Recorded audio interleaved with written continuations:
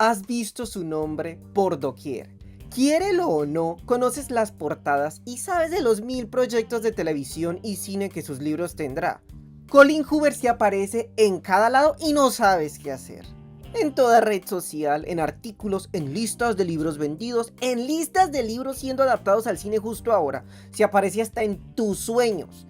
Te escucha dormir mientras aguarda debajo de tu cama, huele tus toallas luego de que te secas con ellas y las deja tiradas por el suelo porque ¿quién tiene el jodido tiempo de colgarlas? Mejor dicho, no hay escapatoria.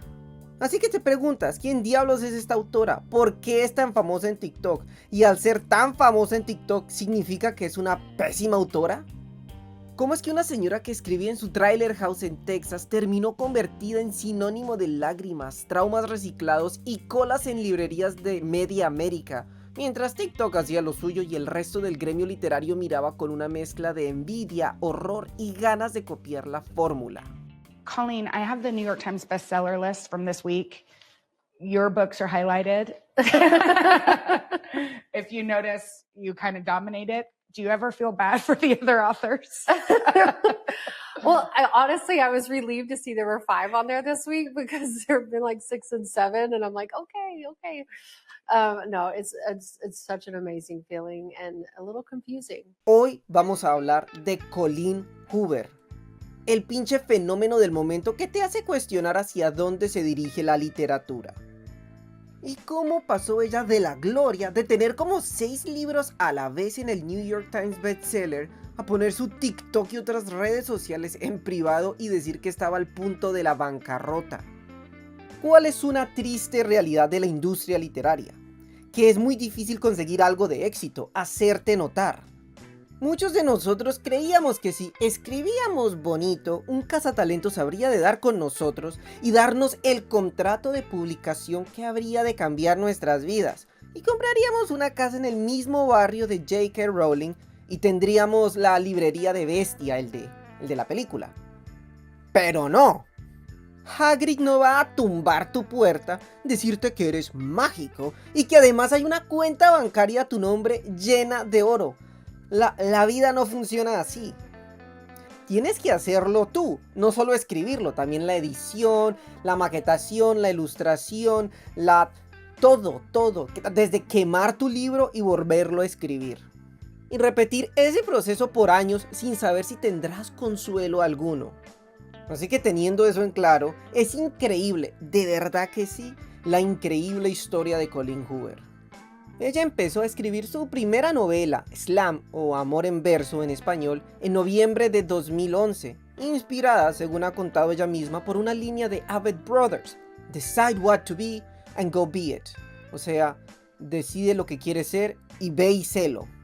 Y la terminó a finales de ese mismo año mientras trabajaba jornadas largas como trabajadora social y hacía malabares con la vida familiar. But we were very poor. We lived in a single wide trailer house. We didn't have a front doorknob. We had a washcloth where the doorknob went. Like just very, very poor. And but very happy. Like, you know, I'm still with my husband. I've been with him since I was 16 and we had 3 boys and we lived a great life. We just struggled a little bit financially, you know. Y no es pose de escribía en servilletas. En entrevistas dice que escribía en cada rato libre. 11 horas de trabajo y aún así manos al teclado. Otro perfil local contó que ese manuscrito de unas 300 páginas salió en poco más de un mes. ¿Un mes? ¿Un mes? Ni yo escribí mi jodido trabajo de grado tan rápido y fueron como 90 páginas de pura y legítima basura. Ahora, el detalle de todo el asunto. Hoover no subió Slam a Amazon pensando en plata ni listas de bestsellers. A diferencia de muchos otros autores indies, ella no creía que la audiencia la iba a buscar a ella ahora que había escrito un libro. Pensaba que nadie lo leería. Lo subió a Kindle Direct Publishing simplemente para que su familia pudiera leerlo fácilmente. Palabras de ella, era un regalo y subirlo a KDP le ahorraba imprimir y gastar. Le habían comprado un Kindle a su abuela y solo quería que ella leyera su libro. En su propia columna de 2013 lo cuenta con toda frescura. Terminó el libro en diciembre de 2011, googleó cómo compartirlo sin gastar plata y cayó en KDP por accidente. En otras entrevistas repite que no pretendía publicar en serio, que lo colgó para que la gente que conocía pudiera leerlo. No fue un plan maestro, fue un favor familiar que, como el Challenger, explotó de repente para sorpresa y pánico de todos.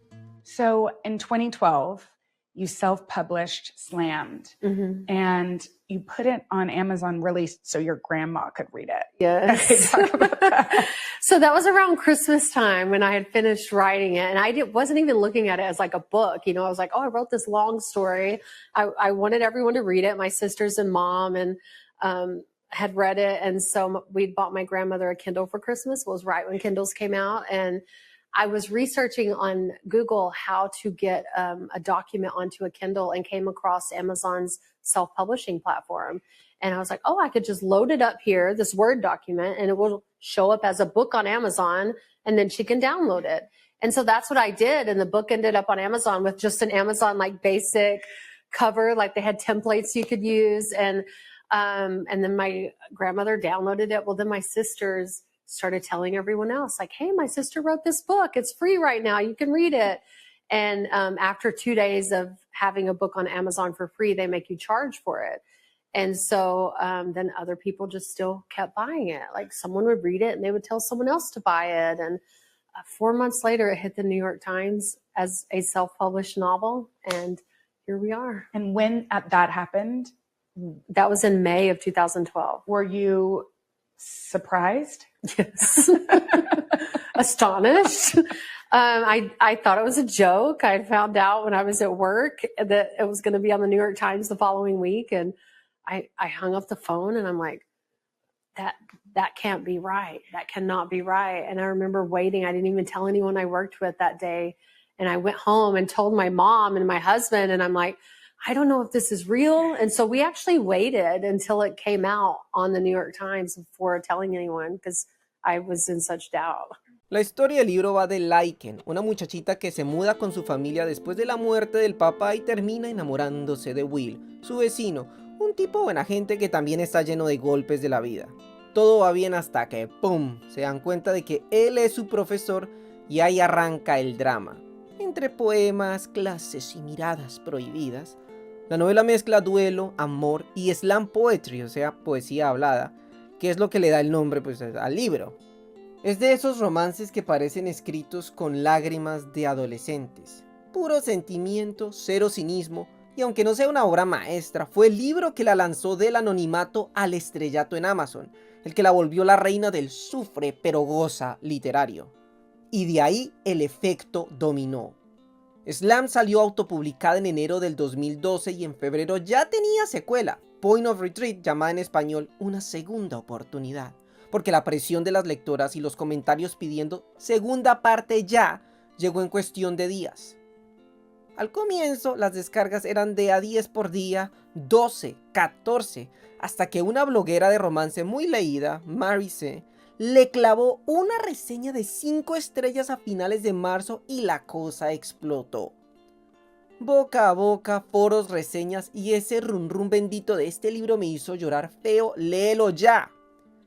Para agosto, Slam y Point of Retreat ya estaban en listas de New York Times y Atria. Entró al quite con un contrato para republicarlas en digital de inmediato y en papel en septiembre.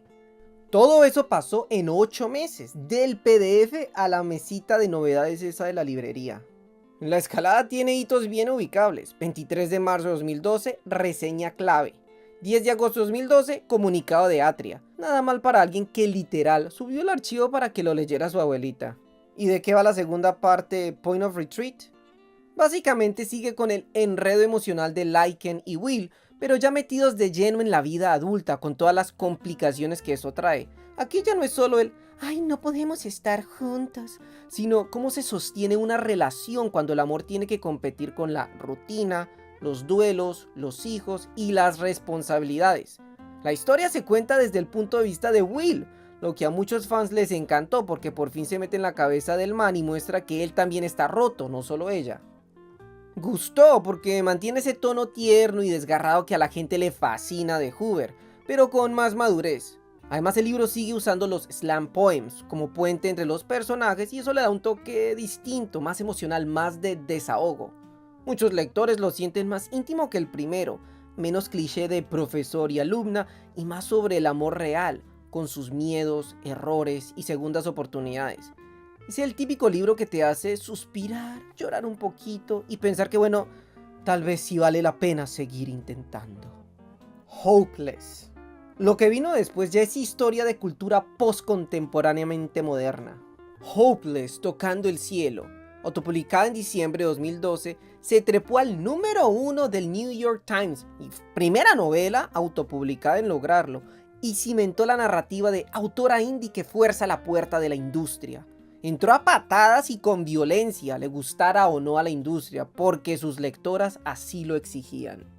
Hopeless sigue la historia de Sky, una chica aparentemente normal pero con una vida bastante enredada. No tiene internet, no va a la escuela, vive casi aislada hasta que conoce a Holder, un tipo misterioso, intenso, que desde el primer encuentro se nota que carga con algo. Lo que parece un romance adolescente más va tomando un giro oscuro. El pasado de Sky está lleno de secretos que ni ella recuerda, y la relación con Holder termina destapando una historia de abuso, trauma y memoria reprimido. El tono del libro va del enamoramiento al shock total, con revelaciones que explican todo lo que parecía raro al principio. Esa mezcla de amor y dolor, de ternura con tragedia, fue lo que enganchó a muchísima gente. A nivel de recepción, Hopeless fue un fenómeno. Gustó porque tenía ese sello de Hoover, una historia emocionalmente devastadora pero adictiva, que se lee rápido y que toca temas pesados sin alejarse del lenguaje cotidiano. En Goodreads tiene miles de reseñas que la describen como romántica y brutal a la vez. Aunque también hay quienes la critican por lo mismo, dicen que usa el trauma como recurso narrativo, que simplifica temas delicados como el abuso y que a veces se siente manipuladora emocionalmente. En medios literarios, algunos críticos reconocieron su eficacia como bestseller juvenil, pero la tacharon de melodramática y de tener un ritmo más de telenovela que de novela seria.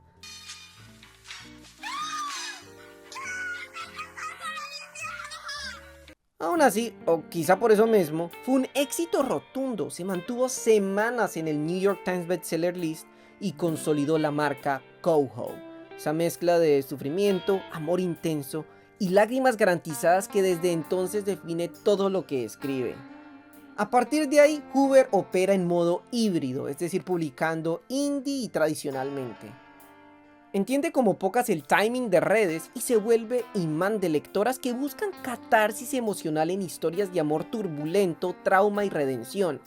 Ya en la era de BookTok, el cohete se convierte en satélite permanente, ventas millonarias, fandom con nombre propio, las cohorts, y la consolidación del tono Hoover, prosa directa, capítulos con gancho y un radar muy afinado para tocar fibras sensibles sin exigir diccionario. Todo eso con la contradicción deliciosa de que el fenómeno nació de un acto íntimo, subir un libro para la familia, y terminó zarandeando el mercado entero. Además de la innegable buena suerte que tuvo, algo que hay que celebrarle porque cuando uno se merece una felicitación hay que dársela, es su pasión por la escritura. Ella dice que su deseo de escribir no iba a detenerlo nada, no importaba si nadie la leía, no importaba si ningún otro ser humano ponía ojo alguno en una de sus líneas. Ella escribiría igual. Y eso me parece digno de un aplauso, sobre todo hoy en día en que muchos autores indies creen que el mundo les debe leer sus libros. No, bebés, ya sé que ese libro te costó mucho. Sé que media alma tuya está metido en esas páginas y que contiene mucho más corazón que un libro de texto de fisiología cardiovascular. Pero eso no quiere decir que alguien lo tiene que leer, mucho menos gustar. Muchos se quejan de lo difícil que es encontrar lectores. Hoover no escribió pensando en lectores, sino solo en su amor por querer escribir y ya. Entendía que la industria era un Goliat contra el que no podía ganar, así que ni siquiera se atrevió a desafiarlo. Al comienzo. Colleen no salió de una cuna dorada en la editorial más fina. Fue de esas autoras que abren Amazon, suben un PDF y una portada medio casera y terminan bloqueando las listas. Con Slam en 2012 pegó un salto que no es normal. ¿Habría tenido tanto éxito sin el drama de BookTok? Un video llorando con música tenue, una frase subrayada, un montón de "me destruyó pero lo amé" y ¡pum! Fenómeno. A la industria le encanta contarse el cuento de que el lector joven volvió gracias a Hoover. Y hay algo de cierto. También hay algoritmo, historias controversiales y ese olor a historia personal que parece confesión. Porque Hoover no vende solo romance, vende catarsis empaquetada para compartir, para los chismosos o voyeristas que quieren enterarse de toda la relación tóxica y cutre del vecino. Como cuando uno monta un hilo en Twitter con "les voy a contar algo que no les había contado antes", y antes de terminar ya tiene como 100.000 likes, eso pero con tapa blanda.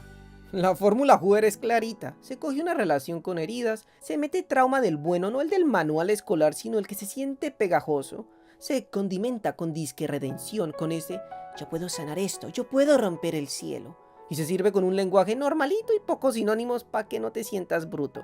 No hay vergüenza en eso. Ella escribe a la vena, al estómago, a la persona que está cansada, que quiere sentir algo fuerte sin tener que revisar la nota de pie. Parece ser que ahí es donde la cosa se vuelve adictiva. Sus libros son playlists de dolor y deseo, con esa vibra de "sé que esto me hace daño, pero no puedo dejar de escuchar". Como cuando yo escucho Heaven Up There de Palas. Escúchanla, intenten no llorar. No tienen que saber inglés, solo siéntanla.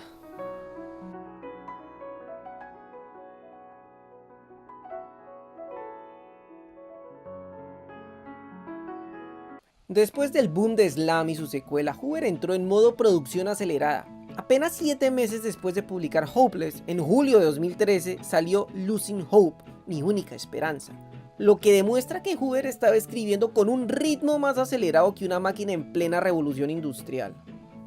Losing Hope, Mi única esperanza, es la versión de Hopeless contada desde el otro lado, desde la cabeza de Holder, el man que carga con el peso de todo lo que pasó. Aquí no hay romance cursi ni sonrisa fácil, el tipo está hecho mierda, con culpa, con rabia, tratando de entender cómo algo tan jodido pudo pasarle a la persona que ama. El libro se mete en su pasado, en su relación con su hermana y en cómo todo lo que hizo o no hizo lo persigue. Es básicamente ver el mismo infierno pero desde otra trinchera. Gustó a tantos porque completó la historia anterior y porque muchas lectoras querían entender qué pensaba Holder en los momentos claves. Pero claro, las críticas duras no se hicieron esperar.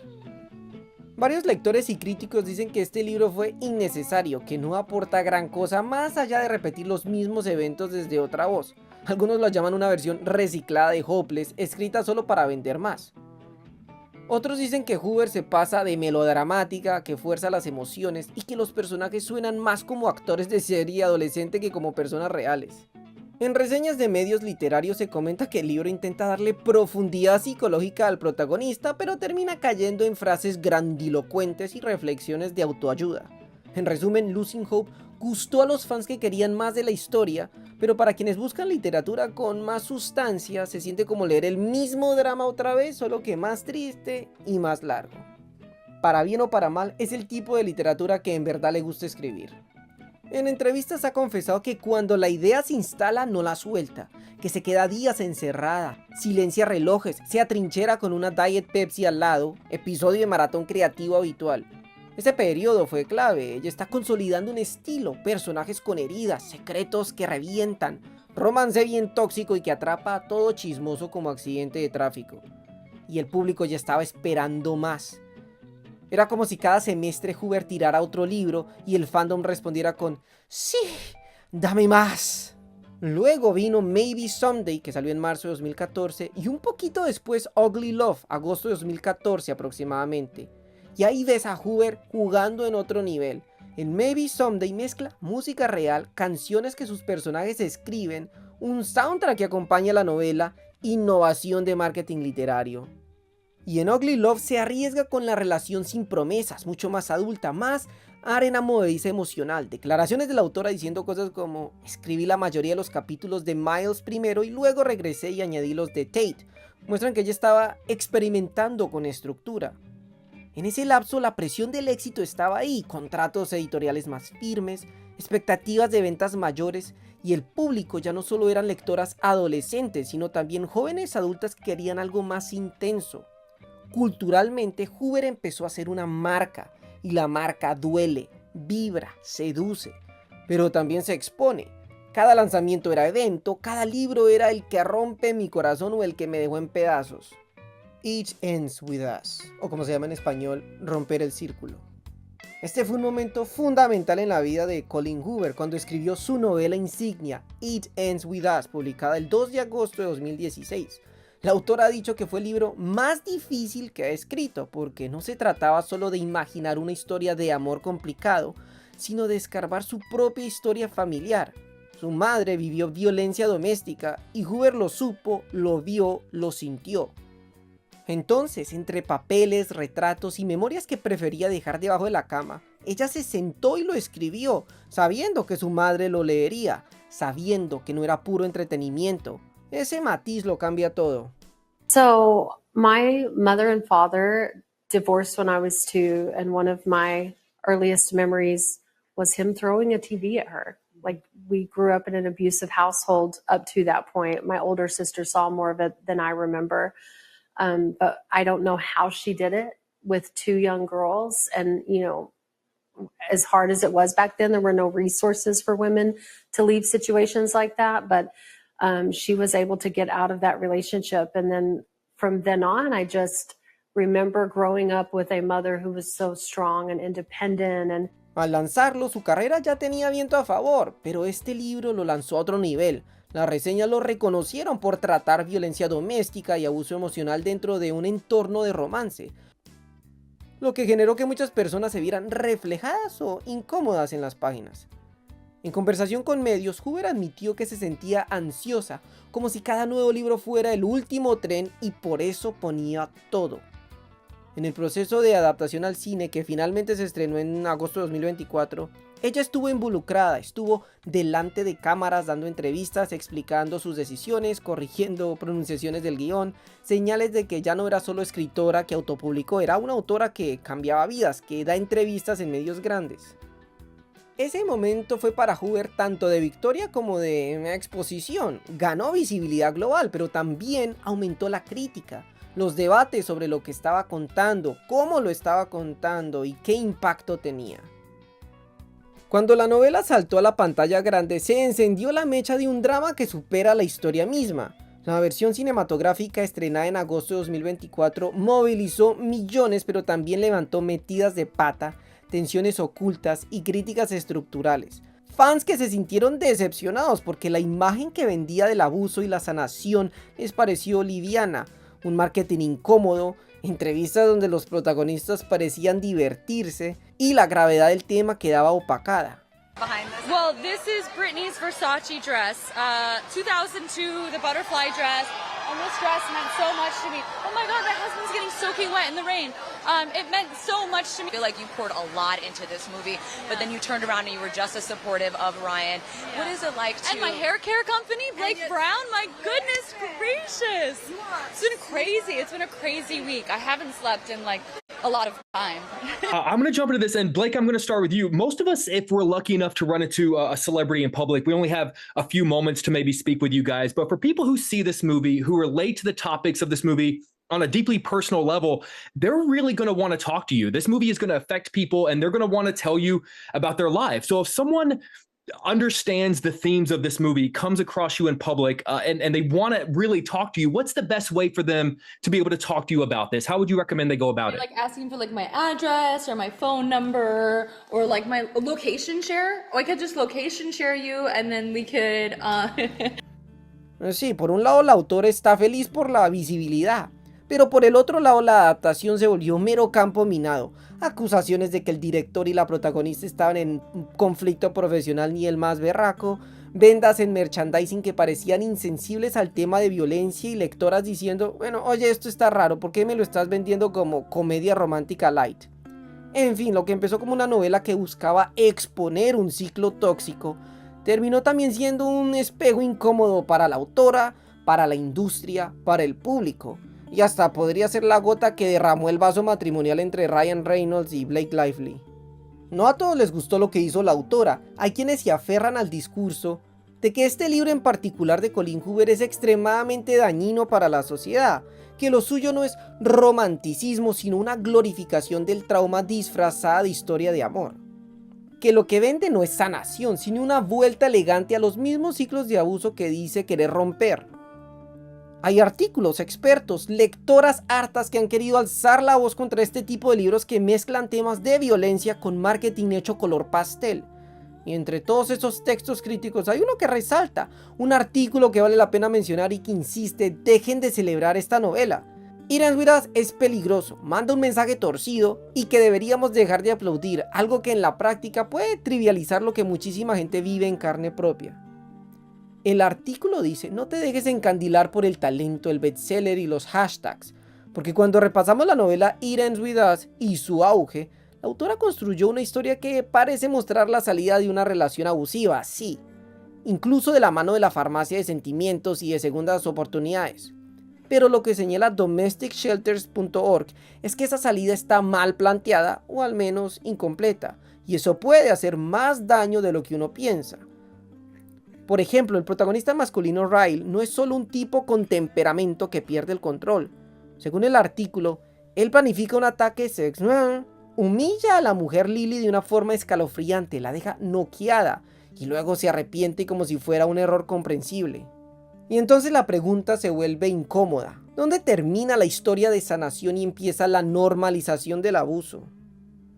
Y es que el cierre del libro no ayuda a despejar la duda del todo, porque al final Lily, la víctima, decide divorciarse, ok, lo que suena empoderador, pero también decide compartir la crianza de la hija con el padrastro abusivo, sin supervisión, según el artículo, una situación que es contraria al interés del niño en algunos marcos legales reales. O sea, a nivel simbólico leímos rompimiento del ciclo, pero en los hechos parece que Lily deja la puerta abierta. Ese detalle es clave. El artículo plantea que cuando tienes una plataforma, cuando la lectura masiva te convierte casi en guía emocional para millones de personas, jóvenes, lectoras que buscan consuelo, entonces los radios de acción importan. Y si la narrativa dice rompamos esto, pero al final dice bueno, pero no nos pasemos de lanza, pues tenemos un mensaje mixto. En resumen, el artículo no te dice que odies el libro, te dice que lo leas con ojo, que no lo asumas como guía de empoderamiento automático, que veas lo que calla, lo que normaliza, lo que vende con lágrimas pero quizá deja el cambio en suspenso. Y ustedes podrán decir, sí, pero es ficción, no catálogo de ayuda doméstica. Sí, pero la gente no consume esos catálogos, ni estudios, ni estadísticas, ni investigaciones científicas, ni artículos. No, consume estas novelas, esta ficción y por montones. La ficción es más fuerte de lo que se piensa y los humanos funcionamos más a merced de nuestras emociones que por nuestra lógica o lo que digan los datos. Una novela va a plasmarse más en la gente que un artículo lleno de citas científicas. Bueno, ya que estamos hablando de este tema tan delicado, personalmente no me interesan leer este tipo de historias, no es el tipo de ficción que quiero leer, pero no condeno a nadie que quiera leerlo, es un tema legítimo. Y sí he leído una novela por pura casualidad sobre violencia doméstica que me gustó bastante, me impactó bastante, me parece mucho más superior y del que no he escuchado que haya, digamos, debates que lo intenten condenar, a pesar de que podría ser controversial. Y se trata de la novela La mujer que se estrellaba contra las puertas de Roddy Doyle, una novela fenomenal, mejor escrita, más inteligente, que sabe utilizar mejor las herramientas literarias al no contar la historia de una forma lineal, sino saltando entre los tiempos. Me pareció increíble, sobre todo porque a mí no me interesaba el tema y me mantuvo siempre al borde del asiento, digamos. Lo único controversial de la historia es que es escrito desde la perspectiva de un hombre, pero él está escrito, o sea, es el hombre, empecemos otra vez. La controversia viene porque el autor es masculino, pero está escribiendo desde la perspectiva femenina. ¿Cómo puede entonces un hombre hablar desde la identidad, desde la imagen, desde la perspectiva de una mujer que vivió abuso doméstico? Eso es más que nada la controversia. Pero para ser un hombre que nunca ha vivido algo parecido, lo hizo muy bien, o a mí me convenció por lo menos, y por lo que he visto en las reseñas de mujeres, de todos, lo hizo fenomenal. Es un libro que en realidad recomiendo, un pequeño paréntesis aquí medio, en fin. Claro que si nos dejamos llevar por las redes sociales, por Goodreads, Amazon, no sé, It Ends With Us es increíble, es maravilloso, una obra maestra, un deleite, hay que echarle el ojo, según dicen, según lo miramos. Con sus más de 4 estrellas en Goodreads, esta novela sería un clásico imperdible que leer. Los que lo aman de verdad. Por ejemplo, una lectora dice: ¡Guau! Eat and With Us es uno de los libros más impactantes de 2016 y una de las historias más crudas, honestas, inspiradoras y profundamente bellas que he leído. No se parecía en nada a lo que esperaba, pero superó con creces mis expectativas. Es el tipo de libro que le recomendaría a todas las mujeres y les diría, léelo ya. Si ven, se lo recomendaría a todas las mujeres. ¿Por qué a las mujeres? Porque este tipo de literatura importa en la cultura. Este tipo de literatura afecta como nosotros percibimos la realidad. Puede ser ficción, todo lo que quieras, es irrelevante. Ahora que lo pienso, todos los hombres también deberían leerlo. Todo el mundo debería leerlo. Absolutamente todo el mundo. Es una historia de amor inquebrantable y de encontrar la fuerza para tomar la decisión correcta en la situación más difícil. Sinceramente creo que nunca me he sentido más orgullosa de una protagonista. Admiro los libros de Colleen Hoover desde hace mucho tiempo porque siempre escribe historias únicas. Y esta me ha marcado profundamente. Es una lectura obligatoria.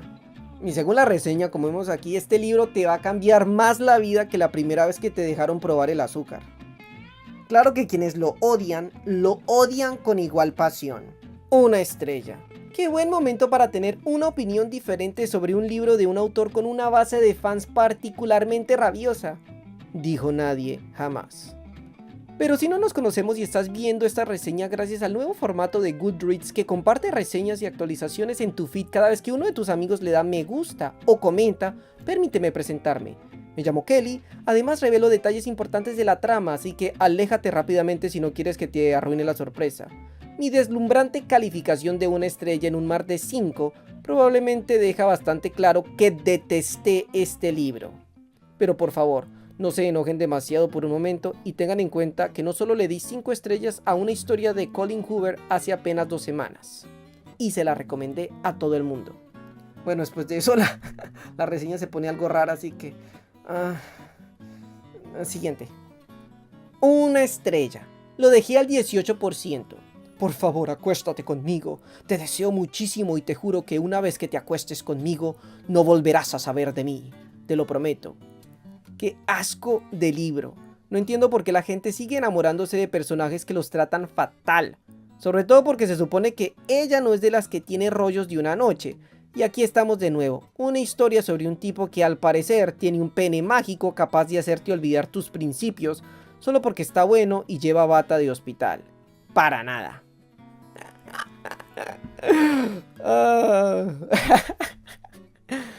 Muy bueno. Tal vez mis favoritas son las reseñas que lo resumen todo en una frase.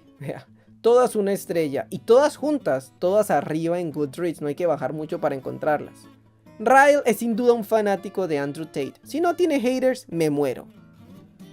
La película hizo que odiara aún más este libro. ¿Qué demonios es esto? Verity, la sombra de un engaño.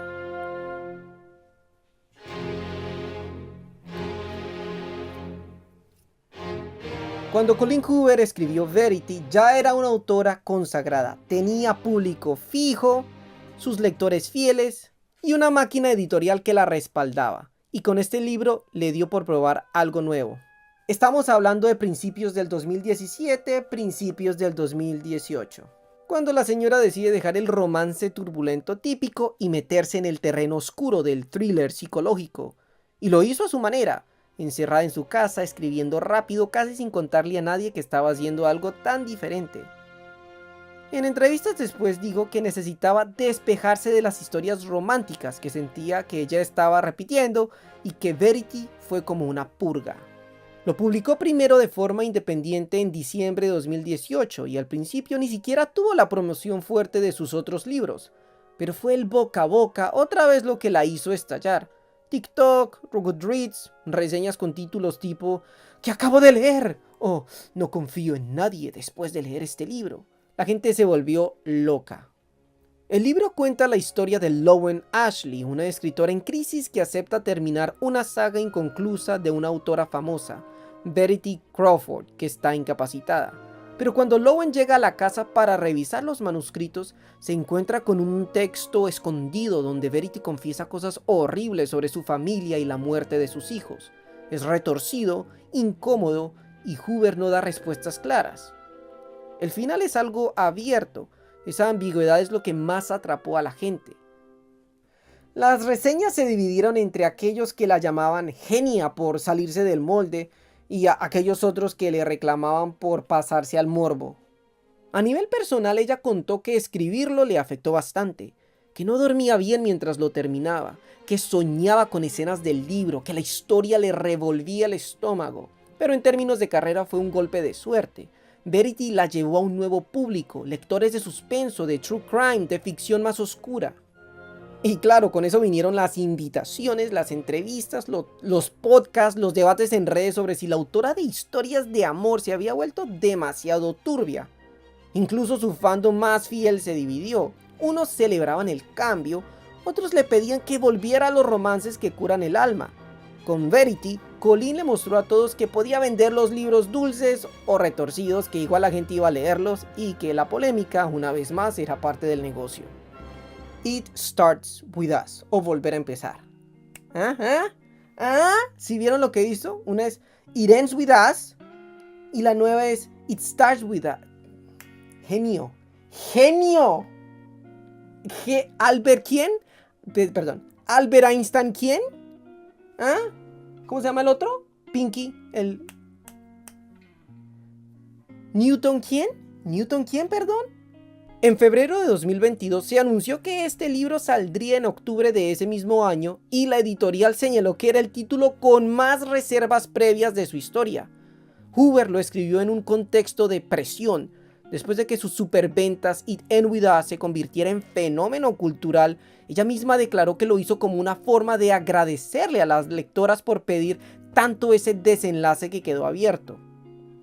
El libro retoma la historia de Lily Bloom y Atlas Corrigan justo donde quedó el anterior, pero cambia el foco. Esta vez no tanto el trauma inicial, sino la reconstrucción, el qué sigue después, quién eres cuando decides que no vas a repetir lo que viviste. Las reseñas fueron variadas, algunos blogs lo llamaron una historia esperada, emotiva, que da el cierre que tantas personas querían, pero otros críticos le dijeron que le faltó intensidad del original, o que se sintió más suave, menos arriesgado. Desde el punto de vista profesional, Hoover entró en modo de ser el total centro de atención. Entrevistas, apariciones en redes sociales, charlas con medios especializados. En su vida personal, según lo que comparte en redes y entrevistas ligeras, fue un periodo intenso. Manejar la presión, atender a un fandom enorme, coordinar campañas, publicar mientras seguía escribiendo otros proyectos. Todo eso sin olvidar que lleva una marca personal muy fuerte.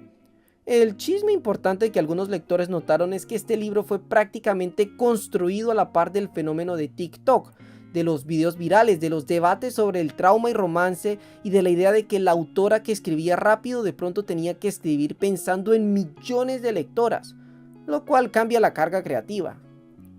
Sin duda alguna esta novela, una vez más, de nuevo otra vez, a grosso modo, per cápita, causó una división grande entre los fans de Hoover. Y como hemos dicho antes, a los más obsesionados no les gusta que se hable mal de su ídolo, exigiendo muchas veces que no se critique su obra. Lo que es en verdad bastante ridículo y estúpido, en especial cuando estás en una plataforma que se dedica a eso. En Goodreads, para dispersa de todos, el libro tiene menos de 4 estrellas, y la primera crítica que aparece en mi Goodreads ya es de 1 estrella. Bienvenidos a ¿De verdad era necesario que este libro existiera? Parte 4.343.225. Título alternativo: un hombre insípido hace lo mínimo indispensable y la gente lo adora como si fuera un personaje de Austen. Me imagino que está hablando de Jane Austen. Juré que nunca volvería a leer otro libro de Colleen Hoover, pero It Ends With Us fue el único que más o menos pude soportar, así que decidí leer It Starts With Us, para ver qué tal era. Esta reseña estará en viñetas, habrá pequeños spoilers, pero léela de todas formas como advertencia para que no leas este libro. Nota: para quienes estén en mis comentarios diciendo, si no tienes nada bueno que decir, mejor no digas nada. ¿Ya no se puede consumir literatura de manera crítica? Tengo derecho a escribir una reseña entusiasta de un libro y una crítica dura de otro. Por eso esto se llama un sitio de reseñas de libros. Y pues la reseña es una crítica negativa y sarcástica del libro. La chica considera que la novela es innecesaria y fue solo escrita para aprovechar el éxito comercial de It Ends With Us. Y pues la autora de la crítica dice que el libro no tiene profundidad alguna, que los personajes principales no tienen química, que su relación no tiene base, que los giros argumentales son forzados, que Colleen Hoover intenta justificar errores que cometió en el primer libro, mejor dicho, lo odió. Es gracioso lo ofendida que se pone la gente con una reseña negativa de una autora que se dedica, que vive de la escritura. Si alguien ya es millonario, por lo que, o sea, tenemos el derecho, los lectores tienen el derecho de darle una estrella si es en verdad lo que piensan. Debajo de la reseña, un comentario dice: eso estuvo totalmente fuera de lugar y no era necesario que hicieras este comentario sobre el libro. Si no te gusta, está perfectamente bien, pero no intentes imponer tu opinión en los demás. Ay, Dios mío, ¿cómo diablos está imponiendo su opinión? La está dando y ya. Para eso son estas redes sociales, es una pinche reseña. ¿Cómo pueden ir por la vida exigiendo que no se diga nada negativo de un libro? Si hasta Don Quijote tiene reseñas de 1 estrella, más aún la tendrá tu secuela que solo escribiste porque la fanaticada lo exigió. En serio, la gente se ofende por las cosas más pendejas en esta vida. No me sorprende que estemos ante el colapso de una crisis nerviosa cuando la gente se estresa por todo, por nada. Los comentarios son un pleito entre quienes la apoyan y quienes la odian. Es como si estuvieran discutiendo de algún tema de vida o muerte. Bastante entretenido, la verdad. Los fans de Colleen Hoover son intensos en el mejor y el peor de los sentidos. La aman con esa devoción que uno reservaba antes para bandas emo. Hacen filas, hacen edits, hacen lecturas conjuntas y lloran en cámara. También se pelean en Goodreads como si ahí se decidiera el destino de la literatura. Esa energía es gasolina, pero también es chispa. En cuanto sube una crítica, aparece la defensa. En cuanto sale una polémica, aparecen los bandos. Y entonces tienes un campo de guerra en donde cada pinche comentario se lee como un ataque personal. En esos ecosistemas, la autora se vuelve algo más que una persona que escribe. Pareciera que esta mujer es ya una bandera, refugio y para algunos la bolsa de boxeo. Y eso cansa a cualquiera. A Hoover también la ha cansado, se nota. Pero manejar un fandom es como manejar una motocicleta grande en la autopista. Si frenas mal, volarás a cazar garzas. Si aceleras sin mirar, te estampas contra el que quería cambiar de carril. Tal vez es tanta controversia y pleitos lo que mantienen a Hoover tan relevante. Cuando tus libros lidian con temas tan sensibles, ¿cómo más puedes sacarle jugo? ¿Qué tipo de mercancía puedes crear con relaciones tóxicas y conflictos domésticos? ¿Un set de Lego de un bad boy que tiene una cara sexy y otra de femicida? ¿Un despertador con alarma que suena a una sirena de policía asistiendo a otra llamada doméstica? No. Hoover encontró el producto perfecto. Un libro para colorear en una historia que habla de violencia doméstica. Y no es chiste. Así que por supuesto la gente dijo: a ver, Hoover, tampoco. Controla tu avaricia tantito, al menos con estos temas. Cancelaron la publicación del libro de colorear, claro, pero ya había quedado el mal sabor. Es el clásico momento en que el negocio se come el mensaje y la marca se olvida del subtexto. Pasa en las películas, pasa en la vida, pasa en TNT. Y si creías que el drama era solo en papel, lo que salió al ruedo con el hijo de Colleen Hoover no es un chisme cualquiera. En febrero de 2022, una usuaria de Twitter afirmó que uno de los hijos de Hoover, Levi Hoover, le había mandado mensajes inapropiados cuando ella tenía 16 años y él unos 21, que había solicitado fotos, que había sido una amistad online que se volvió incómoda. Hoover respondió meses después, en noviembre de 2022, mediante un comunicado en un grupo privado de Facebook, diciendo que su hijo había enviado un mensaje inapropiado pero que nunca se trató de un encuentro físico, que ella ofreció apoyo, disculpas y que se había responsabilizado de la conversación. Para muchos no fue para tanto, al fin y al cabo la diferencia de edad no era tan grande según ellos. Para otros, el hijito de Hoover ya está con tendencias preocupantes, enviándole mensajes indebidos a menores de edad. Y claro, el problema es que este episodio se mezcla con el otro meollo de sus libros. Relaciones tóxicas, abusos románticos y mucho debate sobre qué se está celebrando cuando millones leen sus historias. Así que cuando uno se entera de que en su vida personal hubo al menos un asunto que genera preguntas, el público dice: espere, ¿pero esto no era de lo que usted escribía? Y en redes, los foros, los reddits, las reacciones fueron a veces fuertes. Bloqueos, versiones borradas de mensajes. ¿Por qué no actuaste de otra forma? ¿Por qué sigue publicando tan normal cuando esto pasó? En fin, ese asunto no está cerrado para muchos. Y sigue siendo parte del por qué su nombre genera tanto amor como fastidio. Y el drama de It Ends With Us ya no es novela de ficción, es mero drama que no acaba. Resulta que mientras todo el mundo esperaba que la película fuera el gran momento de Colleen Hoover, lo que terminó pasando fue que se armó un mierdero legal entre Blake Lively, la protagonista, y Justin Baldoni, el director y actor, que dejó a todo el fandom mirando como cuando uno ve una pelea en la calle, como con miedo, pero sin quitar la mirada y antes sacan el celular a grabar todo el asunto. Blake salió diciendo que Baldoni la trató como el culo en el set, que hubo escenas improvisadas, momentos incómodos, mal ambiente, manipulación, todo el asunto. Y el man, ni corto ni perezoso, respondió con una demanda de cientos de millones por difamación, o sea, novela dentro de la novela. Y ahí es cuando Colleen Hoover entra a tomar bando. La doña se fue full Team Blake, la apoyó públicamente, escribió cosas lindas de ella y borró fotos del director de Justin de su Instagram como si estuviera limpiando evidencia y dejó claro de qué lado está. Y el resultado, bueno, medio fandom diciendo, bien ahí Colleen, y la otra mitad diciendo, mija, ¿usted pa' qué mete las manos en ese fuego? Y mientras tanto, redes sociales explotando, TikTok, Reddit, Twitter, todo el mundo especulando, sacando teorías, diciendo que la película nunca debió existir, que Hoover está hundiendo su propia imagen, que se volvió empresaria del chisme antes que autora. Y para rematar todo esto, Hoover salió diciendo como medio borracha o no sé, que estaba quebrada como la mierda, porque tuvo que rematar su mercancía por culpa de todo el escándalo.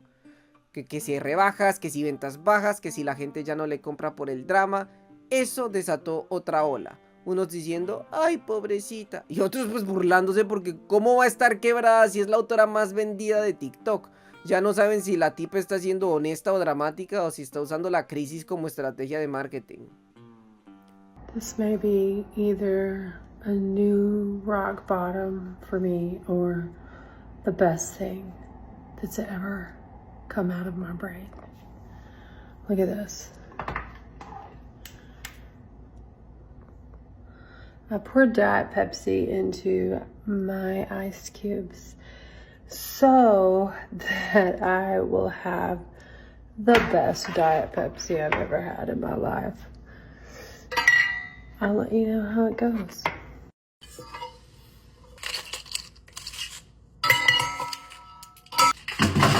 So far, it looks pretty disgusting.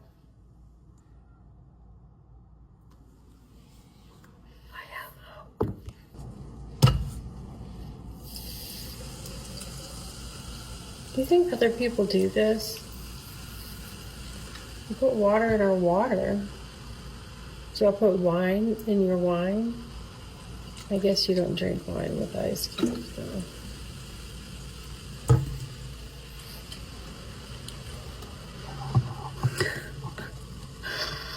I'll do anything not to drink coffee.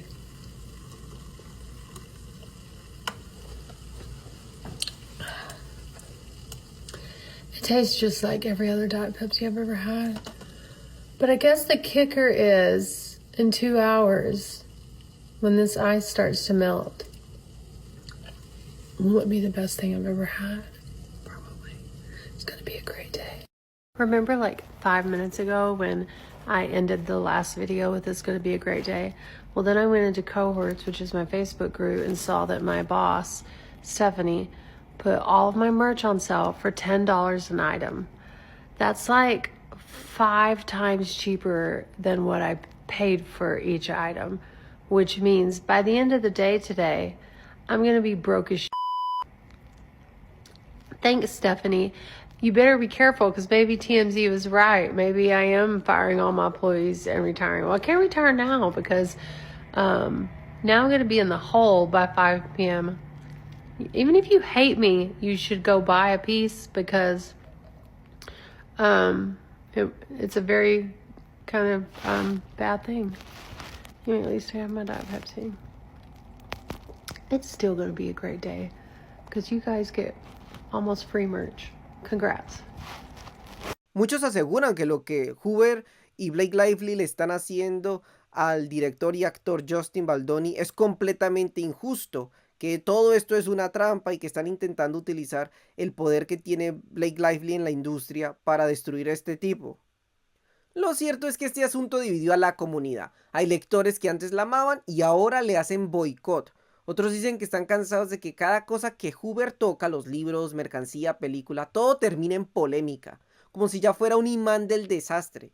Y los más cizañosos dicen que esto demuestra que Hoover pasó de escritora a ser marca y de marca a puro circo. Drama o no, sigue vendiendo. Guste a los críticos o no, tiene a sus cohorts.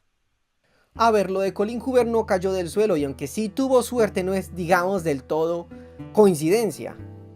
Es parte del momento que estamos viviendo. Ella es un reflejo, no la causa. Como dice el sociólogo Zygmunt Bauman, vivimos en una modernidad líquida. Todo pasa rápido, se siente rápido y se olvida igual de rápido. Esa ansiedad de sentir algo, lo que sea, hace que los libros como los de Hoover funcionen como anestesia express. No necesitas pensar mucho, solo conectar y llorar un rato, así de simple. Y ahí está el truco, esta época premia la emoción inmediata, no la reflexión. El algoritmo no te pide que analices, te pide que reacciones. Por eso los libros de Hoover calzan perfecto en esta cultura del scroll. Te enganchan, te sacuden y te dejan medio vacío pero con ganas de más. Como dice la crítica literaria Lauren Levine, hemos convertido el dolor femenino en contenido, en algo que se puede vender, consumir y reciclar. Y es tal cual, el mercado encontró oro en empaquetar el sufrimiento de las mujeres como entretenimiento emocional. Por eso sus historias se vuelven virales, porque la gente se ve ahí, no necesariamente porque sean buenas, sino porque duelen en el punto exacto donde todos andamos heridos. Eso sí, los que la aman aseguran que Hoover tiene mera técnica. Una cosa que confunde a quienes no la leen es pensar que su éxito es excesiva suerte o pura lágrima, pero hay oficio, solo que no es el oficio que al crítico clásico le gusta aplaudir. Hoover maneja bien el ritmo, dicen ellos. Cierre de capítulo con mini gancho, transiciones que no marean, flashbacks dosificados, personajes que caben en un tweet porque saben decir en 10 palabras lo que otros dicen en 2 páginas. Sus metáforas no buscan Pulitzer, buscan golpe al pecho. A veces cae en lo cursi, a veces suena a frase de taza, a veces sí repite muletillas como si no hubiera un editor al lado. Pero el músculo de la continuidad y del cliffhanger lo tiene bien definido. A ver, no hace alta cocina, hace comida reconfortante con un toque picante. Y la gente cansada del día pide eso, que no nos asuste reconocerlo. Pero se podría decir que Colleen Hoover es mala escritora, buena, malentendida, sobrevalorada, infravalorada. ¿Qué rayos es? Y ahí vuelve y rueda. Una de las críticas más repetidas hacia Hoover es que sus novelas convierten el abuso, la manipulación y las relaciones tóxicas en una especie de romance edulcorado que termina siendo irresponsable, como señala un artículo de Book Riot. Las historias románticas de la autora presentan relaciones abusivas y dañinas que en el mejor de los casos resultan incómodas y en el peor glamurizan el abuso y las relaciones dañinas. Otro texto de Glamour resume el problema así. Los críticos dicen que varias de sus novelas, en especial It Ends With Us, transmiten un mensaje antifeminista, se apoyan en estereotipos misóginos e incluso llegan a romantizar la violencia doméstica. Estas acusaciones no vienen solo de haters, sino de lectores que sienten que el mensaje es peligroso, que lo que se vende como historia de amor en realidad normaliza comportamientos violentos. En foros de lectores se leen comentarios como este de Goodreads. Sus libros romantizan las relaciones abusivas y se promocionan entre mujeres jóvenes e impresionables. Y ahí está la cara oscura del fenómeno, cuando lo que podría usarse para visibilizar el abuso termina reforzando justo lo que pretende denunciar. Por otro lado, también se cuestiona la calidad literaria de su obra, no solo el contenido, sino el estilo. Se le acusa de escribir tramas repetitivas con prosa básica y personajes femeninos sin profundidad ni autonomía real. Por ejemplo, el Northern Iowa publicó lo siguiente: más allá de que sus libros retratan una fantasía abusiva, su respuesta a estas críticas no ha sido precisamente amable. Una reseña del Observer dice lo siguiente: su prosa es bastante básica, carece de una voz realmente convincente para acompañar sus tramas ya de por sí poco inspiradas. Así que la polémica no es solo moral, también es estética. Varios críticos literarios se preguntan qué tipo de literatura estamos premiando cuando la fórmula ganadora parece ser tema serio, más lenguaje plano, más lágrimas seguras. Por eso muchos en la industria la ven como un síntoma del mercado actual. Éxito inmediato, viralidad, pero poca sustancia. Pero hace ya un muy buen rato que Colin Hoover no ha publicado nada. Pasó de publicar cada 3-6 meses a quedar en completo silencio. Resulta que después de publicar It Starts With Us allá en octubre de 2022, la presión para Hoover se volvió casi astronómica. En una entrevista para People dijo que el ser consciente de su audiencia masiva, o sea, millones de lectoras y lectores, redes sociales, adaptaciones cinematográficas, le estaba cambiando el ritmo creativo. Además, su foco ha estado desplazándose hacia proyectos de cine, televisión, adaptaciones de sus libros y desarrollo de marca personal, lo cual consume tiempo que antes quizá dedicaba solo a escribir. También parece ser que tiene varios nuevos libros anunciados para el futuro, una especie de pausa creativa, no abandono total. Por ejemplo, se menciona una próxima novela de suspenso o thriller con fecha estimada más adelante. Así que para finalizar tengo 2 preguntas para ti. 1. ¿Has leído a Colin Hoover? Y 2, si lo has hecho, ¿qué piensas al respecto? ¿Qué te hace sentir sus libros? ¿Te llegan al corazón? ¿Te han hecho llorar? Y me imagino que tengo otra tercera pregunta. ¿Qué libro? ¿En qué página? ¿En qué frase? Quiero saberlo. A ver, ¿qué me despierta? ¿Qué despierta en mí? No es mi tipo de textos, no es mi tipo de literatura, pero tampoco vengo aquí a juzgar a nadie. Dios sabe que yo no leo obras maestras y que mis favoritos no son los clásicos de la literatura. Y recordemos que al fin de cuentas solo estamos hablando de libros de ficción. No perdamos los estribos, no nos despeinemos por las opiniones ajenas o por reseñas online. ¿Está bien? Todo está bien. Respiremos. Todo está... Gracias por ver y buen día.